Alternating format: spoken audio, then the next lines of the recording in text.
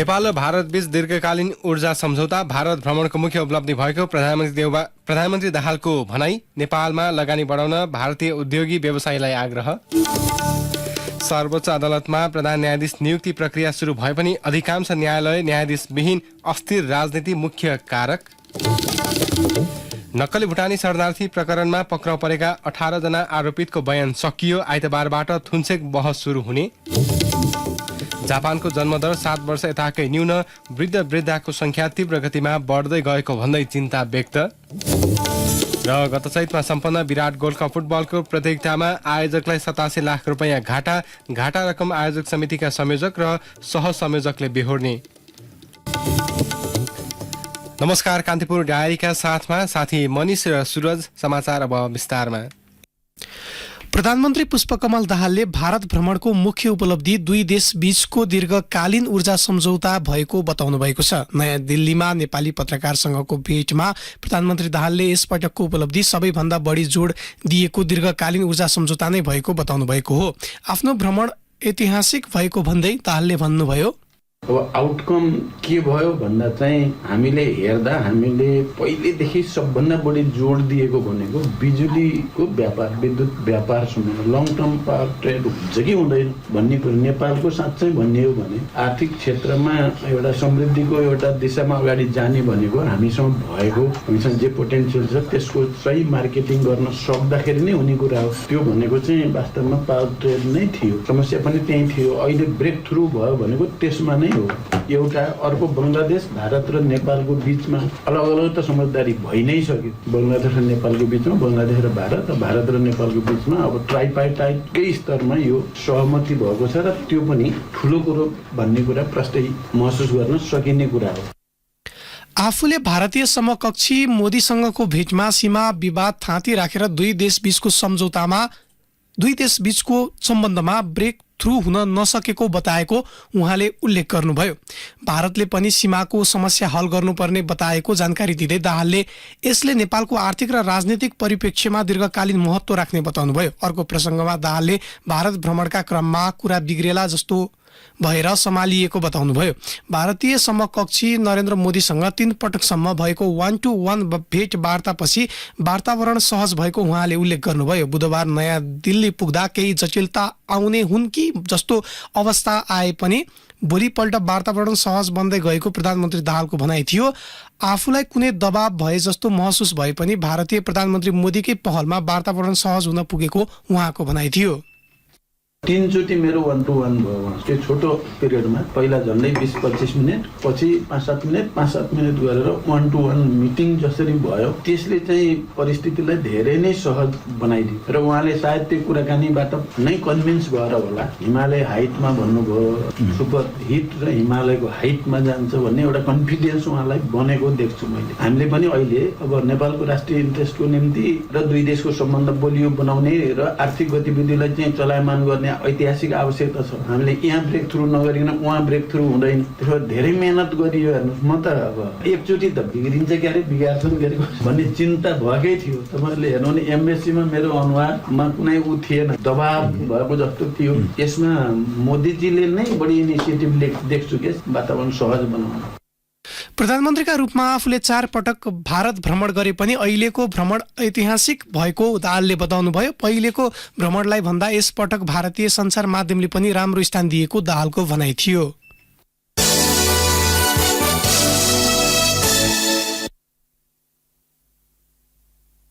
भारत भ्रमणमा रहेका प्रधानमन्त्री पुष्पकमल दाहालले भारतको मध्य प्रदेश स्थित इन्दौरमा रहेको फोहोर व्यवस्थापन केन्द्रको अवलोकन गर्नुभएको छ।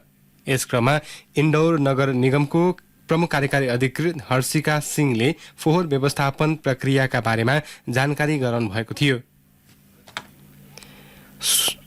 उहाँले स्रोतबाट नै 6 भागमा विभाजन गरेर फोहोरको व्यवस्थापन हुँदै आएको बताउनुभयो। कुल 1 अर्ब 50 करोड भारतीय रुपैयाँ लगानी रहेको सो केन्द्रमा सञ्चालनमा आएको 1 वर्ष पुगेको छ। केन्द्रमा फोहोर व्यवस्थापनका लागि मासिक 1 करोड 15 लाख रुपैयाँ भारतीय भारू खर्च हुँदै आएको समेत उहाँले जानकारी दिनुभएको छ। सो केन्द्रको अवलोकनपछि प्रधानमन्त्री दाहालले नेपालबाट प्राविधिकहरू पठाई फोहोर व्यवस्थापनको सफल अभ्यासको अध्ययन गर्न लगाउने पनि बताउनु भएको थियो। स्वच्छ भारत अभियान अन्तर्गत इन्दौर नगर निगमले फोहोर व्यवस्थापनमा गरेको काम विश्वमै नमुना योग्य मानिन्छ। भारतीय प्रधानमन्त्री नरेन्द्र मोदीले आफू निर्वाचित भएपछि स्वच्छ भारत अभियान सुरु गर्नुभएको थियो। प्रधानमन्त्री दाहालले केन्द्रको अवलोकन गर्न शुक्रबार बिहान नयाँ दिल्लीबाट मध्य प्रदेशको इन्दौर पुग्नु भएको थियो। इन्दौर विमानस्थलमा दाहाललाई मध्य प्रदेशका मुख्यमन्त्री शिवराज सिंह चौहानले स्वागत गर्नुभएको थियो। यस्तै दाहालले आजै इन्दौरको उज्जैन स्थित महाकालेश्वर मन्दिरमा पूजा समेत गर्नुभएको छ। प्रधानमन्त्री दाहालको सम्मानमा आजै मुख्यमन्त्री चौहानले रात्रि भोजको समेत आयोजना गर्नुभएको थियो। दाहाल भोलि स्वदेश फर्किने कार्यक्रम छ। भारतीय प्रधानमन्त्री मोदीको निमन्त्रणामा दाहाल यही जेठ 17 गते भारत जानुभएको हो। प्रधानमन्त्री पुष्पकमल दाहालले नेपालमा लगानी बढाउन भारतीय उद्योगी व्यवसायीलाई आग्रह गर्नुभएको छ। नेपाल उद्योग वाणिज्य महासंघ र भारतीय उद्योग परिषदले नयाँ दिल्लीमा आयोजना गरेको नेपाल भारत बिजनेस समिटलाई सम्बोधन गर्दै दाहालले नेपालमा लगानी मैत्री वातावरण भएकाले खुल्ला हृदयका साथ लगानी गर्न भारतीय व्यवसायीलाई आग्रह गर्नुभयो। भारतका वाणिज्य तथा उद्योग मन्त्री पीयूष गोयलले भारत र नेपाल बीचको सम्बन्ध राजनीतिक वा भूराजनीतिक वा आर्थिक मामिलामा मात्र सीमित नरहेको बताउनुभयो। महासंघका अध्यक्ष चन्द्रप्रसाद ढकालले लगानी मैत्री नीति नियम तथा कानुनी सुधारमा भइरहेका प्रयासले अहिले नेपालमा लगानी गर्न उपयुक्त समय भएको बताउनुभयो। नेपालमा रहेका भारतीय कम्पनीले राम्रो नाफा आर्जन गरिरहेको भन्दै ढकालले ऊर्जा, जलस्रोत, कृषि, पर्यटन, उद्योग तथा पूर्वाधार विकासमा लगानी गर्न सकिने जानकारी दिनुभयो। भारतीय उद्योग परिसंघका अध्यक्ष आर दिनेशले भारत र नेपाल बीचको भौगोलिक निकटताको लाभ उठाउन र पारस्परिक विकासको लागि एक अर्काको बजारका अवसर छोप्न समेत उद्योगी व्यवसायीलाई आग्रह गर्नुभयो। लगानी बोर्डका प्रमुख कार्यकारी अधिकृत सुशील भट्टले अरुण तेस्रो जस्तो ठूलो आयोजनाको सफल कार्यान्वयनले नै नेपाल लगानीका लागि सहज छ भन्ने स्पष्ट सन्देश दिएको बताउनुभयो।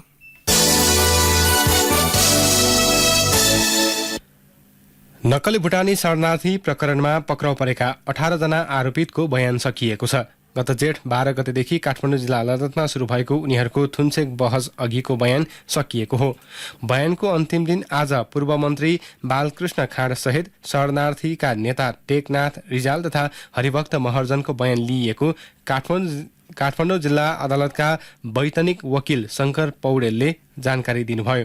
शरणार्थी प्रकरणमा अझै 12 जना फरार रहेको काठमाडौँ प्रहरीले जनाएको छ। आज बयान सकिएसँगै पर्सि आइतबारबाट सरकारी वकिलले समय नलिएको खण्डमा थुनछेक बहस सुरु हुने पौडेलले बताउनुभयो। आइतबारबाट हुने थुनछेक बहस न्यायाधीश प्रेम प्रसाद न्यौपानेको इजलासमा परेको छ।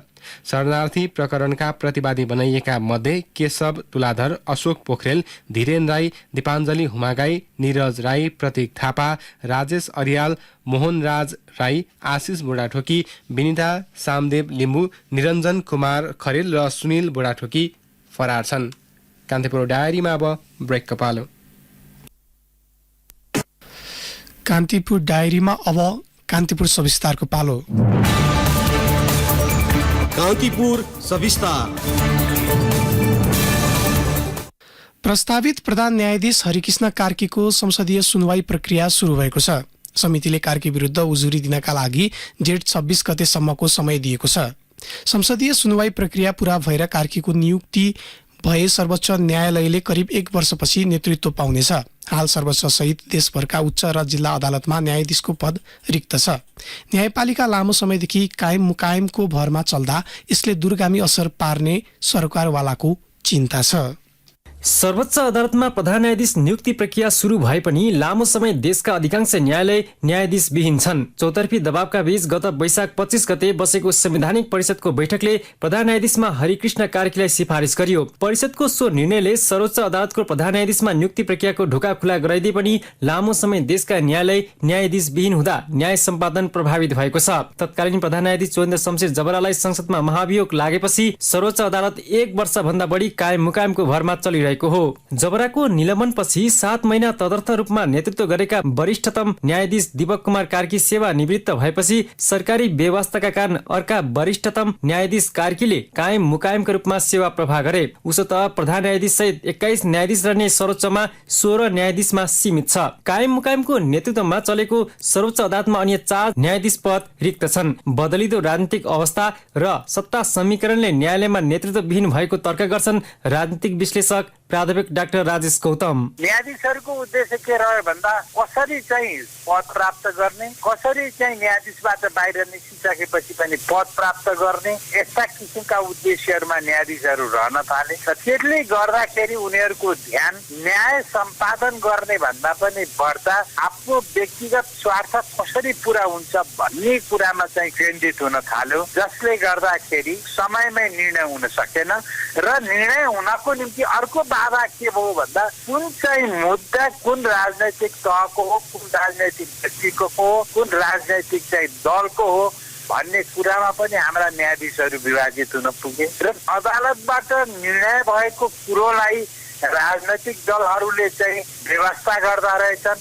राजनैतिक दलहरूलाई चाहिँ अदालतबाट निर्णय भएका कुराहरूको कुनै अर्थ रहेनछ भन्ने कुरो त अहिले रेशम चौधरीको रिहाईले पुष्टि गरिसकेको छ नि। न्यायालयमा विचलन न्यायको भ्रष्टाचार र बिचौलियालाई स्थान दिएको, न्याय सम्पादन प्रभावकारी नभएको लगायतका विभिन्न आरोपका बीच 2078 फागुन 1 गते तत्कालीन प्रधान न्यायाधीश जबरा विरुद्ध महाभियोग लगाइयो। महाभियोग लागेपछि सेवानिवृत्त हुँदै गरेका जबरा कार्य सम्पादनमा सहभागी भएनन्, जसको असर देशैभरिका न्यायालयमा नपरेको होइन। देशभरका 7 उच्च अदालत मध्ये 6वटा अदालत कायम मुकायम मुख्य न्यायाधीशको भरमा चलिरहेका छन्। न्याय परिषद सचिवालयका अनुसार उच्च अदालत दिपायल बाहेक अन्य उच्च अदालत पाटन, विराटनगर, जनकपुर, पोखरा, तुलसीपुर र सुर्खेतमा कामु मुख्य न्यायाधीशको नेतृत्वमा छ। उच्च अदालत दिपायलमा नृपध्वज निरौलाले मुख्य न्यायाधीशको जिम्मेवारी सम्हालिरहँदा पाटनमा महेश प्रसाद पुडासैनी, विराटनगरमा सत्यमोहन जोशी थारू, जनकपुरमा गुणराज ढुङ्गेल, पोखरामा डिलीराज आचार्य, तुलसीपुरमा डाक्टर रत्नबहादुर बागचन्द र सुर्खेतमा माधव प्रसाद पोखरेलले कामु मुख्य न्यायाधीशको जिम्मेवारी वहन गरिरहेका छन्। न्यायपालिकामा रहेको विकृति विसङ्गति विरुद्ध नेपाल बार एसोसिएसनले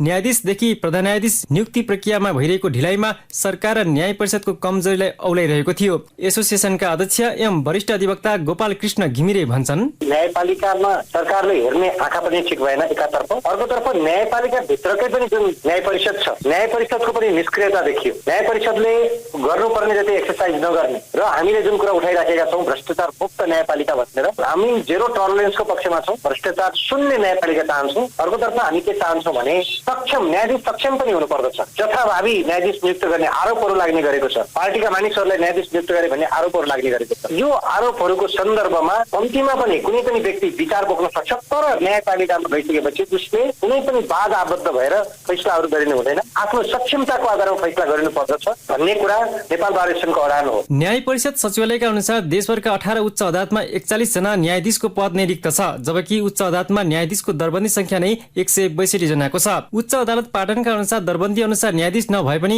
वार्षिक 50% मुद्दाहरूको फर्सेट हुने गरेको छ। यस्तै जिल्ला अदालतमा समेत दरबन्दी अनुसारको न्यायाधीश नियुक्त हुन सकेको छैन। 287 न्यायाधीश दरबन्दी रहेको जिल्ला अदालतमा 37 जना न्यायाधीश पद रिक्त रहेको तथ्य न्याय परिषदसँग छ। लामो समय न्यायालय नेतृत्वविहीन हुँदा परिषद किन मौन भन्ने प्रश्नमा न्याय परिषद सदस्य रामप्रसाद श्रेष्ठले भने, हामीहरूले यो कार्तिकमै गर्नु खोजेका थियौँ, होमवर्क पनि भइरहेको थियो है। अनि निर्वाचनमा घोषणा भयो कि अचानक निर्वाचनको कारणले आचार संहिता लाग्ने भएर गर्न सकिएन होइन। अनि त्यसपछि अब राष्ट्रपति चुनाव, उपराष्ट्रपति चुनाव अनि गभर्मेन्ट फर्मेसन टाइम लाग्यो होइन।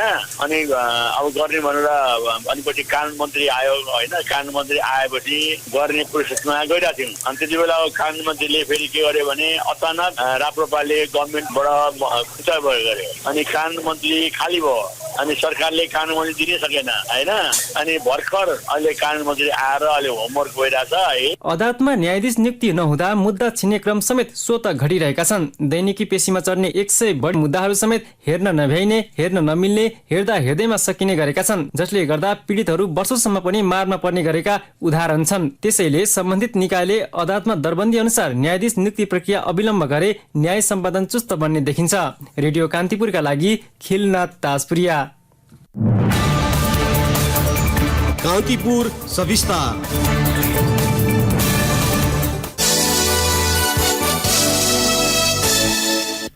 नेकपा एमाले नागरिकता विधेयक प्रमाणीकरण र रेशम चौधरीलाई दिएको माफीका विषयमा ध्यानाकर्षण भएको जनाएको छ। एमाले सचिवालयको आजको बैठकले मन्त्री परिषदको सिफारिसमा राष्ट्रपतिले नागरिकता विधेयक प्रमाणीकरण गर्नु संविधान, कानून र संसदीय मान्यता विपरीत भएको ठहर गरेको हो। तत्कालीन राष्ट्रपतिले संवैधानिक समयसीमाभित्र प्रमाणीकरण नगरेपछि नागरिकता विधेयक निष्क्रिय भइसकेको भन्दै एमाले नयाँ संसद आइसकेको अवस्थामा यसरी विधेयक प्रमाणीकरण गर्नु संसदको अपमान भएको बताएको हो। त्यस्तै गणतन्त्र दिवसका अवसरमा तिनै तहका न्यायालयले दोषी ठहर गरेका व्यक्तिलाई सर्वोच्चको पूर्ण पाठ नआउँदै माफी दिनु कानूनको उल्लङ्घन भएको भन्दै एमाले ध्यानाकर्षण भएको जनाएको हो। बैठकको निर्णयबारे जानकारी दिँदै उपमहासचिव प्रदीप गेवालीले भन्नुभयो, पहिलो अधिवेशन सम्पन्न गरी दोस्रो अधिवेशन चालू रहेको अवस्थामा मन्त्री परिषदले विधेयक प्रमाणीकरणको सिफारिस गर्ने र राष्ट्रपतिबाट प्रमाणित गर्नु संसदको अपमान हो भन्ने कुरामा दुविधा छैन। हाम्रो पार्टी विधेयक प्रमाणीकरणका क्रममा गरिएको संविधानको ठाडो उल्लङ्घन र संसदको विशेषाधिकारको हननको यस कदमको सशक्त विरोध गर्दछ। गणतन्त्र दिवसको सन्दर्भ पारेर यही जेठ 15 गते टिकापुर घटनामा आरोपित भई तिनै तहका अदालतबाट कारावासको सजाय पाएका व्यक्तिलाई गरिएको आममाफीप्रति पार्टी गम्भीर बनेको छ। सर्वोच्च अदालतको फैसलाको पूर्ण पाठ समेत नआउँदै नितान्त सत्ता स्वार्थ लागि गरिएको यस निर्णयले विधिको शासनलाई चुनौती दिएको छ। यसले दण्डहीनतालाई संस्थागत गर्ने सरकारको यस कदमप्रति गम्भीर आपत्ति जनाउँछ।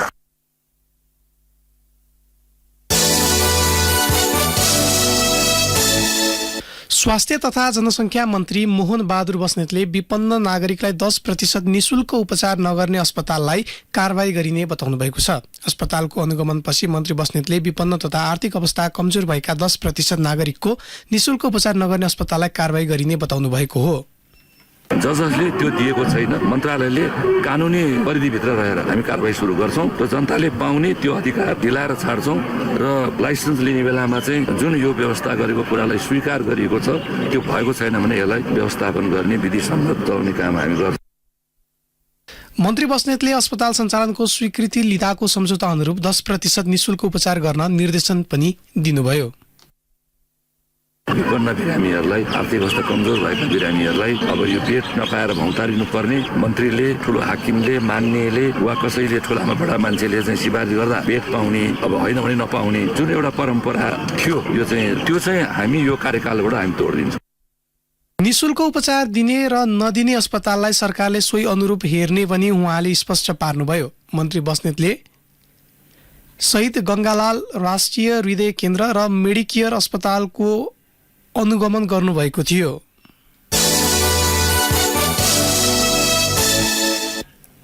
आगामी असार 1 गतेबाट काठमाडौँ उपत्यका बाहिर जाने लामो तथा मध्यम दूरीका सार्वजनिक सवारी साधन गङ्गपु स्थित नयाँ बस पार्कबाट मात्र सञ्चालन गर्नुपर्ने भएको छ। काठमाडौँ महानगरपालिकाले एक सूचना जारी गर्दै जथाभावी पार्किङ गर्ने, टिकट बुकिङ गर्ने काउन्टर राख्ने, सडकमा जथाभावी यात्रु चढाउने तथा ओह्राल्ने गतिविधिले यातायात व्यवस्थापन प्रणालीमा अवरोध पुगेकोले सो व्यवस्था गरिएको जनाएको हो। त्यस्तै महानगरपालिकाले नयाँ बस पार्क बाहिर रहेका स्थानमा टिकट काउन्टर नराख्न समेत आग्रह गर्दै यातायात व्यवसायीलाई भनेको छ।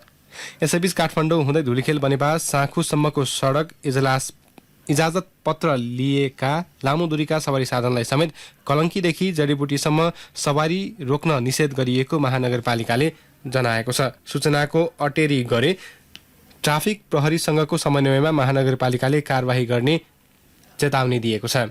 कान्तिपुर डायरीमा पुनः ब्रेकको पालो। ब्रेकपछि कान्तिपुर डायरीमा अब आर्थिक प्रसङ्ग। नेपालमा सर्बो लुब्रिकेटको ल्यु प्लेन्डिङ प्लान्ट स्थापना सम्बन्धी सम्झौतामा हस्ताक्षर भएको छ। गोल्सा ग्रुप अन्तर्गतको हंसराज हुलास चन्द एन्ड कम्पनीले इन्डियन आयल मरिसस लिमिटेडसँगको सहकार्यमा नेपालमा सर्बो लुब्रिकेन्ट्सको स्थानीय उत्पादनका लागि अत्याधुनिक ल्युब प्लेन्डिङ प्लान्ट स्थापना गर्ने सम्झौतामा हस्ताक्षर गरेको हो। प्रधानमन्त्री पुष्पकमल दाहालको भारत भ्रमणका क्रममा इन्डियन आयल कर्पोरेसनको पूर्ण स्वामित्वमा रहेको साई कम्पनी इन्डियन आयल मरिसससँग कम्पनीले संयुक्त लगानी गर्ने गरी सम्झौता पत्रमा हस्ताक्षर गरेको हो। सो प्लान्ट सन् 2024 को अन्त्यसम्ममा तयार हुने अपेक्षा गरिएको कम्पनीले जारी गरेको विज्ञप्तिमा उल्लेख छ। प्लान्टका लागि दुवै कम्पनीले 50% संयुक्त लगानी गर्ने सम्झौता भएको छ। यस संयुक्त लगानीको पहिलो चरण अन्तर्गत आधिकारिक पुँजी लगानी 60 करोड बराबर हुने जनाइएको छ। सम्झौतापछि गोल्सा ग्रुप अध्यक्ष शेखर गोल्छाले इन्डियन आयलसँगको लामो सहयात्राको शुभारम्भ भएको बताउनु भएको छ। भविष्यमा अन्य थप उद्योग स्थापना गर्ने बृहत योजना रहेको भन्दै गोल्छाले यो सहकार्यले नेपाली उद्योगी र उद्योग इतिहासमा एउटा महत्त्वपूर्ण कोसीढुङ्गा थपेको बताउनुभयो। अब अन्तर्राष्ट्रिय प्रसङ्ग। जापानमा जन्मदर घटेर पछिल्लो 7 वर्ष यताकै न्यून हुन पुगेको छ। जापानको स्वास्थ्य मन्त्रालयका अनुसार सन् 2022मा जन्मदर 7 वर्ष यताकै न्यून पुगेको हो। प्रजनन दर र महिलाको जीवनकालमा बच्चा जन्माउने औसत संख्या 1.65% रहेको स्वास्थ्य मन्त्रालयलाई उद्धृत गर्दै अल जजिराले जनाएको छ। सन् 2023 को दशकसम्म जापानमा युवा जनसङ्ख्या तीव्र रूपमा घट्ने अन्तर्राष्ट्रिय सञ्चार माध्यमले जनाएका छन्। प्रधानमन्त्री फुमियो किसिदाले देशको घट्दो जन्मदरलाई कम गर्न आफू गम्भीर रहेको भन्दै घट्दो जन्मदरलाई रोकेर सन् 2030 सम्म जन्मदर वृद्धि गर्ने लक्ष्य रहेको समेत बताउनु भएको छ। अब खेल प्रसङ्ग। गत चैतमा सम्पन्न विराट गोल्ड कप फुटबल प्रतियोगिताको 7औं संस्करणमा 87 लाख रुपियाँ घाटा भएको आयोजक विराट गोल्ड कप ट्रस्टले जनाएको छ। सो घाटा बराबरको रकम आयोजक समितिका संयोजक र सहसंयोजकले व्यक्तिगत रूपमा बिहोर्ने जानकारी दिएको छ। विराट गोल्ड कप ट्रस्टले सञ्चालन गरेको प्रतियोगिताको संयोजनमा मोरङको विराटनगर महानगरपालिकाका प्रमुख नागेश कोइराला र सहसंयोजकमा स्पोर्ट्स इन्टरप्रिनियर सुभाशिष कोइराला थिए। प्रतियोगितामा कुल आम्दानी 1,33,000 रुपियाँ हुँदा 1,87,34,000 रुपियाँ खर्च भएको थियो। आयोजकलाई 87 लाख रुपियाँ घाटा भएको प्रतियोगिताका सहसंयोजक कोइरालाले जानकारी दिनुभयो। प्रतियोगिताका लागि महानगरपालिकाबाट 12 लाख, कोशी प्रदेशको सामाजिक विकास मन्त्रालयबाट 12 लाख, राखेपबाट 12 लाख रुपियाँ आर्थिक सहयोग उपलब्ध भएको कोइरालाले बताउनुभयो। उहाँका अनुसार मुख्य प्रायोजकबाट 8 लाख, प्रायोजकबाट 4 लाख, सहप्रायोजकबाट 4 लाख, पार्टनर प्रायोजकबाट 6,75,000 र टिकट बिक्रीबाट 41,58,100 रुपियाँ आम्दानी भएको थियो। प्रतियोगिताको विजेता विराट फुटबल सिटीले 20,15,000 र उपविजेता भारतको लुका सकर फुटबल क्लबले 10,51,000 रुपियाँ पुरस्कार पाएका थिए।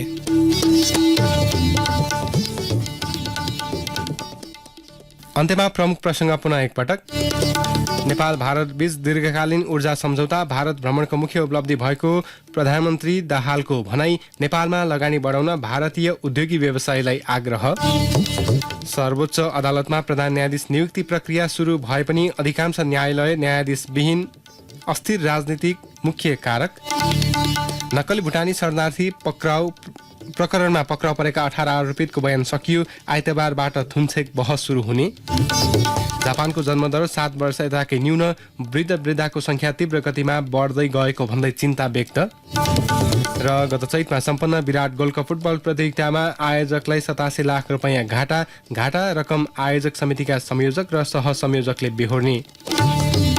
हवस् त यिनै प्रसङ्गसँगै कान्तिपुर डायरीका आजका सम्पूर्ण बुलेटिन यहीँ सकिन्छ। भोलि बिहान 6:30 बजे नियमित बुलेटिनका साथमा उपस्थित हुने नै छौँ। तबसम्मका लागि न्युज डेस्कका सम्पूर्ण सहकर्मीसँगै मनिष र सुरज पनि बिदा हुन्छौँ।